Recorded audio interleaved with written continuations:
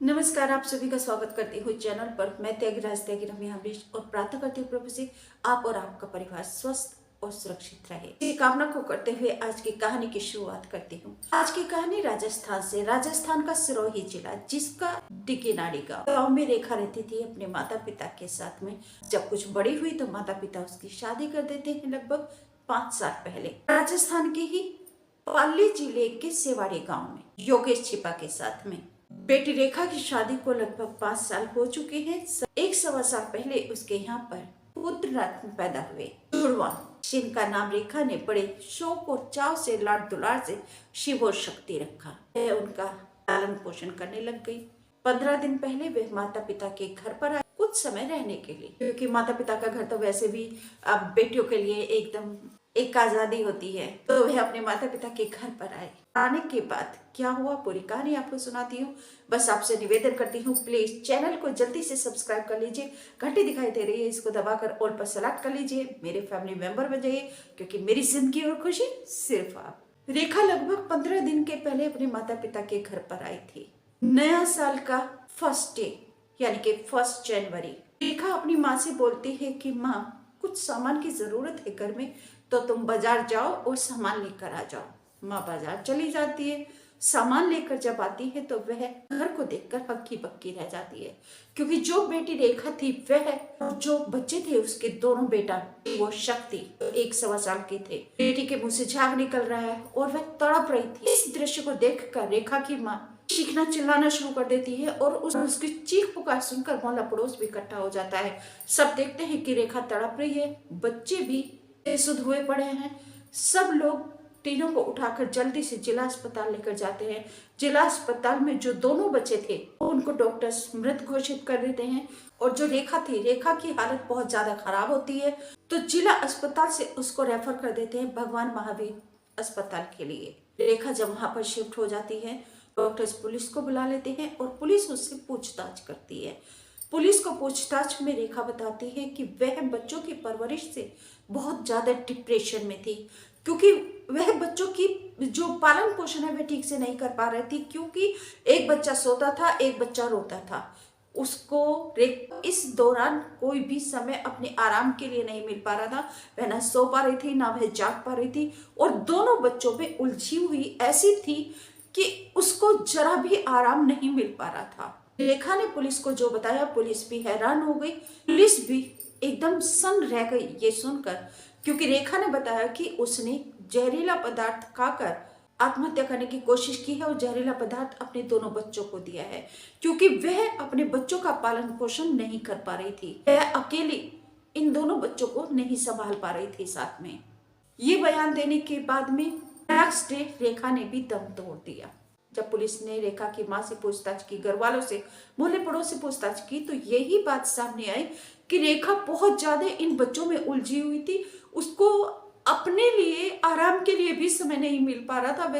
वह सो भी नहीं पाती थी, क्योंकि बच्चों में वह बहुत ज्यादा बच्चों का एक का सोना एक का रोना, यानी कि बच्चा तो एक आराम कर लेता था, लेकिन रेखा को इस दौरान, इस बीच में समय नहीं मिल पाता था।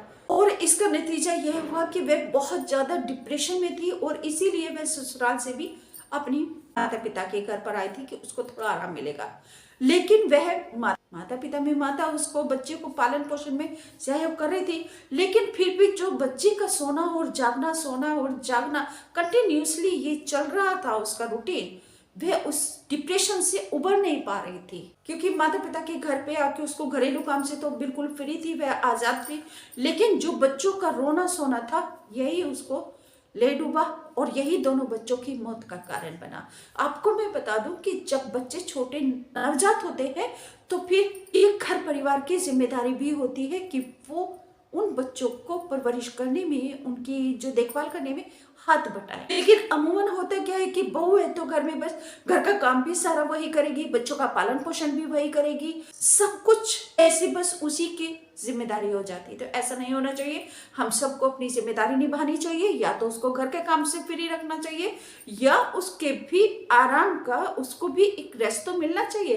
कहते हैं, सुना है कि जो मशीन होती है इसको भी रेस्ट दिया जाता है, तो रेस्ट की बहुत ज्यादा, आराम की हर एक हर एक प्राणी को जरूरत होती है, हर एक वस्तु को आराम की जरूरत होती है जो वर्क करती है उसके लिए। तो ये घर वालों की जिम्मेदारी बन जाती है। अगर मैं सोचती हूँ, आप क्या सोचते हैं कमेंट करके जरूर बताइएगा। अगर ससुराल वाले उन बच्चों की परवरिश करने में हाथ बटाते तो शायद रेखा आज जीवित होती, हम सबके बीच होती, इस दुनिया पर होती। और फोटो देखिए कितने क्यूट से प्यारे प्यारे बच्चे हैं, ये बच्चे भी आज जीवित होते इस संसार में, इस दुनिया में। बेसमय इन मासूम बच्चों के साथ जो हुआ, जो रेखा के साथ हुआ या और किसी के साथ ना हो, तो प्लीज ध्यान रखिएगा। घर में अगर ऐसी सिचुएशन है, नवजात बच्चा है, तो उसको पालन पोषण करने में सभी घर वालों को हाथ बटाना चाहिए, क्योंकि बच्चे किसी एक के नहीं होते, सिर्फ माँ के नहीं होते। माँ उन्हें पालती है, उनकी परवरिश करती है, लेकिन वो पूरे घर के बच्चे होते हैं, वे उस घर का उत्तराधिकारी होते हैं। तो हम सभी को अपनी जिम्मेदारी निभानी चाहिए। और आपको मैं बता दूं कि ये नए साल का फर्स्ट डे था।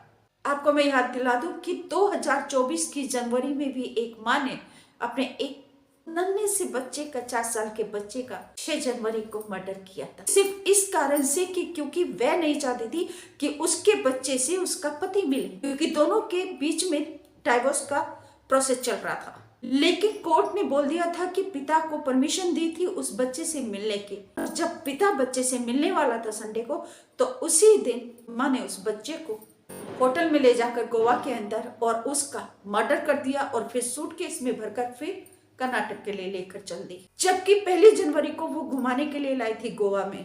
तो मैं हर एक माँ से कहना चाहती हूँ, इतनी निष्ठुर, इतनी पत्थर मत बनिए। आपको भी आपके माता पिता ने पाला है, आपको भी। क्या आपको याद है आप कैसे रोते थे? क्या आपको याद है आपने कितना परेशान किया अपने माता पिता को? क्या आपको याद है कि आपने कितनी नींदें उड़ाई है अपनी माँ की?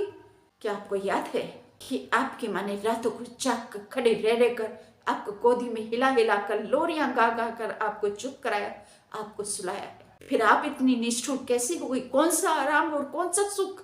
अगर आपके बच्चे ना होंगे, अगर आपका जीवन ना होगा, तो आपका जीवन भी अनमोल है और ये बच्चे भी अनमोल है। तभी तो घर संसार बसता है, वही तो घर कहलाता है। तो ये हम सबकी जिम्मेदारी है कि हम इस जिम्मेदारी को निभाएं। और हर एक बहन से कहना चाहती हूँ, अगर मासूम बच्चे तो प्लीज उनकी हत्या मत कीजिए। Save children, save life. जीवन अनमोल है। जिन बच्चों को आप जन्म देती हैं, उनकी वो आपकी जिंदगी होती है, और जिंदगी से बढ़कर तो कुछ भी नहीं होता, आराम भी नहीं होता है। आप सभी से निवेदन करती हूँ, प्लीज ऐसी गलती मत कीजिए, ऐसा कदम मत उठाइए।